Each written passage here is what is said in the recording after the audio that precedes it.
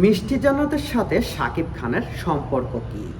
রাতে কেনই বা মিষ্টি জান্নাতের বাড়িতে শাকিব খান আড্ডা দেওয়ার জন্য প্রতিদিন যাতায়াত করেন, অথচ রাতে শাকিব খানের গাড়িতে করে বনানী এবং বিভিন্ন জায়গায় মিষ্টি জান্নাতকে দেখা যায়? তাহলে কি মিষ্টি জান্নাতের সাথে শাকিব খানের নতুন কোনো সম্পর্ক উন্মোচন হতে যাচ্ছে?